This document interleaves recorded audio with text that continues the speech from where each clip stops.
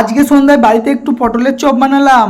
হা হা, যার থেকে আজকে নিয়ে এসেছিলাম 1 কিলো পটল। আর পটল নিয়ে ভাই বসে গেছিলাম চাকু দিয়ে মাঝে মাঝে চিড়ে নেওয়ার জন্য। এটা কমপ্লিট হয়ে গেলে ওগুলোকে জলের মধ্যে ফেলে ধুয়ে নিয়ে কড়াইয়ে তেল দিয়ে তেলের মধ্যে ফেলে দিলাম। নেড়ে চেড়ে ভালোভাবে ভেজে নিতে এইদিকে দেখি দিদা মশলার পুরটাও বানিয়েছিল বাদাম ভাজা শুকনো লঙ্কা দিয়ে। সাধু মশলা কমপ্লিট হতেই পটল চেরার মধ্যে দেখো ভালোভাবে পুরটাকে ভরে নিচ্ছিল দাদা দিদা মিলে। সমস্ত পটলগুলোর মধ্যে পুর ভরা হয়ে গেলে দোকানিদের স্টাইলে একটু বেসনটা ফাটিয়ে নিলাম। আর ঠিক সন্ধ্যে লাগতেই মা নিয়ে চলে এসেছিল ফরচুন অয়েল। কড়াইয়ের মধ্যে ঢালতেই কড়াইও গেছিল তেতে। তাই রেডি করে রাখা পটলগুলো নিয়ে বেসনের মধ্যে চুবিয়ে একটা একটা করে ছেড়ে দিয়েছিল গরম তেলের মধ্যে। আর আমি ততক্ষণ ভাবছিলাম কখন এগুলো ভাজা হবে আর আমি মুচমুচ করে খাবো। আর হ্যাঁ, তোমাদের মধ্যে কে কে পটলের চপ বাড়িতে এরকম ভাবে বানিয়ে খাও তারা কমেন্টে বলতে ভুলবে না, কারণ তোমাদের একটা কমেন্ট আমাকে অনেকটাই মোটিভেট করে ভিডিও বানাতে। এই দেখো তোমাদের সাথে কথা বলতে বলতে দাদার এইদিকে 2টো চপ খাওয়া হয়ে গেল। এখন আমি 2টো চপ খেয়ে দাদার সঙ্গ নিয়ে আর তোমরা চ্যানেলটাকে সাবস্ক্রাইব করে ফেলো।